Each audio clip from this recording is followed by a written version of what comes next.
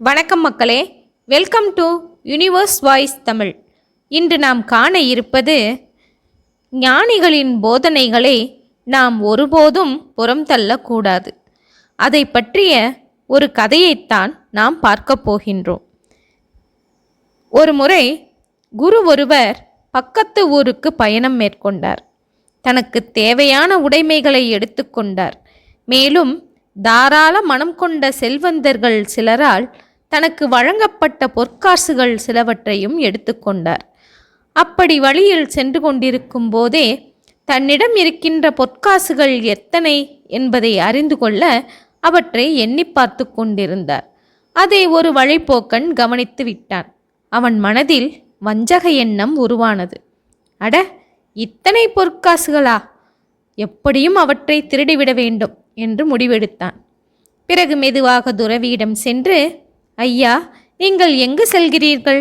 ரொம்ப தொலைவோ என்று கேட்டான். தம்பி, பக்கத்து ஊரில் நிவாரணப் பணி ஒன்று நடைபெற்று வருகிறதாம். அதற்கு பணம் நிறைய செலவாகும் என்கிறார்கள். நான் அவர்களுக்கு உதவும் பொருட்டு எனக்கு வழங்கப்பட்ட பரிசு பொருட்களான பொற்காசுகளையும் மேலும் நான் திரட்டிய நிதியையும் எடுத்துக்கொண்டு சென்று கொண்டிருக்கின்றேன் என்று கூறினார். சரி ஐயா, தாங்கள் நல்ல காரியத்திற்காகத்தான் செல்கிறீர்கள்.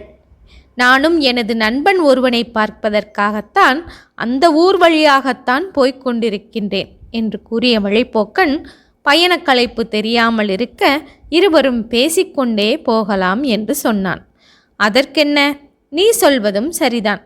பயணத்தின் போது களைப்பு இல்லாமல் இருப்பது முக்கியம்.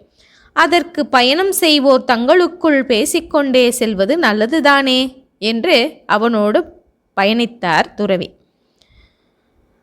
ஆனால் வழிப்போக்கனின் கவனம் முழுவதும் பொற்காசுகள் இருந்த பையின் மீதுதான் இருந்தது. அதனை எப்படி கவர்ந்து கொள்வது என்பதே அவன் மூளை சிந்தித்தது. மாலை பொழுது வந்துவிட்டது. இருவரும் ஓய்வெடுத்தனர். வழிப்போக்கன் குருவை பார்த்து, ஐயா, என்னுடைய இந்த மூட்டையை பார்த்து கொள்ளுங்கள். நான் குளக்கரை வரை சென்றுவிட்டு வருகின்றேன் என்று சொல்லிவிட்டு சென்றான். அகத்தின் அழகு முகத்தில் தெரியும் என்பார்கள் அல்லவா? அதை நிரூபிக்கும் விதமாக வழிப்போக்கனின் முகத்தில் சில அறிகுறிகள் தென்பட்டன. அவனது பார்வை, சொல், செயல் இவற்றை வைத்து இவன் ஏதோ ஒரு நோக்கத்தோடுதான் தன்னை பின்தொடர்கின்றான் என்பதை அவர் அறிந்து கொண்டார். சரி தம்பி, நீ குளக்கரை வரைக்கும் போய்விட்டு வா.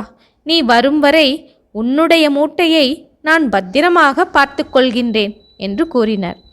சரி, நல்லது, போய் வருகிறேன் என்று சொல்லிவிட்டு குளக்கரையை நோக்கி சென்றார்.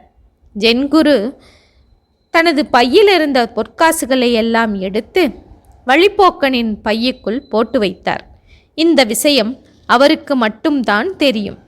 சிறிது நேரத்தில் குளக்கரையிலிருந்து வழிப்போக்கன் திரும்பி வந்து, ஐயா, நீங்கள் குளக்கரைக்கு செல்லவில்லையா என்று கேட்டார். ஆமாம் தம்பி, நானும் குளக்கரைக்கு செல்கிறேன். என் பையை கொஞ்சம் பார்த்து கொள்கிறாயா என்று கேட்டார். அவனும் சரி என்று தலையாட்டினான். குரு வருவதற்குள் தன் கைவரிசையை காட்டிவிட வேண்டும் என்று நினைத்த அவன் துறவியின் பையை சோதனை போட ஆரம்பித்தான். ஆனால் பொற்காசுகள் எதுவும் அவன் கைக்கு அகப்படவில்லை. ஐயோ, பொற்காசுகளை பையில் காணவில்லையே. குளக்கரைக்கு போகும்போதும் அந்த துறவி எடுத்து செல்லவில்லையே. நான் அவர் பொற்காசுகளை எண்ணிய காட்சிகளை கண்டேனே, அது எப்படி மாயமாகும் என்று தனக்குள் கேள்விகளை எழுப்பிய வண்ணம் மனக்குழப்பத்தில் ஆழ்ந்தான். கண்ணில் பட்டது கையில் படவில்லையே என்கிற வருத்தம் அவனுக்கு இருந்தது. அப்போது துறவி திரும்பி வந்தார். வழிப்போக்கனிடம் அவர் எதுவும் சொல்லவில்லை. தனது பை மூட்டையை தலையாணையாக வைத்து நிம்மதியாக படுத்துறங்கினார். ஆனால் வழிப்போக்கனோ விடியும் வரை விழித்து கொண்டே இருந்தான். அந்த பொற்காசு பை எங்கே போயிருக்கும்? பொற்காசு விஷயம் நமக்கும் குருவுக்கும் தானே தெரியும். இதில் மூன்றாவது நபர் தலையீடு என்பது எப்படி முடியும்? இதெல்லாம் மர்மமாக இருக்கின்றதே என்கிற கேள்விகள் அவனை துளைத்தெடுத்தது. மறுநாள் காலை நேரம் துறவி வழிப்போக்கனின் கையில் இருந்த அந்த பொற்காசு பையை எடுத்து அதை வழிப்போக்கனிடம் காட்டினார். வழிப்போக்கனே, நீ என்னை பின்தொடர்ந்தது முதல் உன்னை நன்கு கவனித்து வருகிறேன். இதோ இந்த பொற்காசு பை என் மூட்டையிலிருந்து உன் மூட்டைக்குள் எப்படி வந்தது என்று கேட்டார். ஐயா, இந்த பொற்காசு பை எப்படி என் மூட்டைக்குள் வந்தது என்பதே எனக்கு தெரியாது. நிச்சயமாக நான் உங்கள் மூட்டையிலிருந்து இந்த பையை திருடவில்லை என்று அழாத குறையாக கதறினான். வழிப்போக்கனே, நீ இந்த பையை திருடவில்லை என்பது உண்மைதான். ஆனால் அதே சமயம் இந்த பையை திருட முயற்சி செய்து அதில் நீ தோற்றுவிட்டாய் என்பதுதான் மிக சரியான உண்மை என்று புன்முறுவல் செய்தார் துறவி. வழிப்போக்கன் என்ன சொல்வது என்பது தெரியாமல் விழித்தான். அப்போது, அப்பனே, நீ இந்த பொற்காசு பையை திருடுவதற்காகத்தான் என்னுடன் வந்து கொண்டிருக்கின்றாய் என்பது எனக்கு நன்றாகவே தெரியும். அது உன் கைக்கு அகப்படாமல் இருப்பதற்கு என்ன செய்யலாம் என்றுதான் யோசித்து கொண்டிருந்தேன். எந்த இடம் பாதுகாப்பாக இருக்க முடியும் என்று யோசித்தேன். இறுதியில் உன்னுடைய பை மூட்டைதான் அதற்கு சரியான இடம் என்பதை உணர்ந்து கொண்டேன். என்னுடைய பையை நீ சோதனை போடுவாய் என்பது எனக்கு தெரியும். அதனால்தான் நீ குளத்திற்கு சென்றபோது இந்த பையை உனது மூட்டைக்குள்ளேயே வைத்துவிட்டேன்.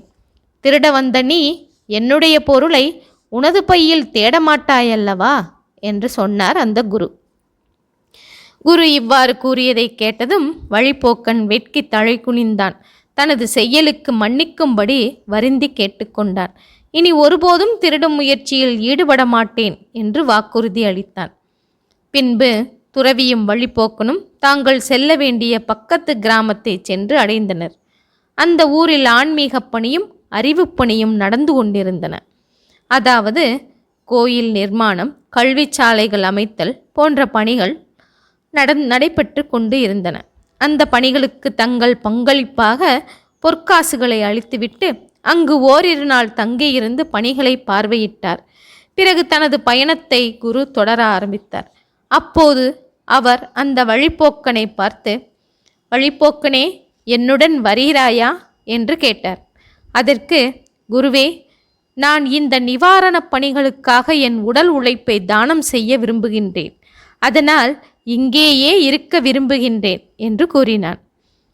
துறவியோ அவனது மனமாற்றத்தை கண்டு வியந்து போனார். சரியான பாதுகாப்பான இடம் அவனுக்கு இதுதான் என்று அறிவுரை கூறினார். வழிப்போக்கனும் துறவியும் சந்தித்து கொண்ட இந்த நிகழ்ச்சி நமக்கு உணர்த்தும் கருத்து என்ன தெரியுமா?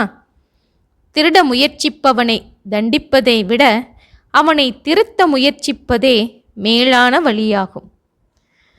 ஓகே மக்களே, ஒரு அருமையான கதை பார்த்தோம் அல்லவா? மீண்டும் இது போன்ற ஒரு கதையோடு சந்திப்போம். இதுவரை எனது யூனிவர்ஸ் வாய்ஸ் தமிழ் சேனலை சப்ஸ்கிரைப் செய்யாதவர்கள் சப்ஸ்கிரைப் செய்து கொள்ளுங்கள், ஷேர் செய்யுங்கள், மறவாமல் லைக் செய்யுங்கள். ஓகே மக்களே, நன்றி, வணக்கம்.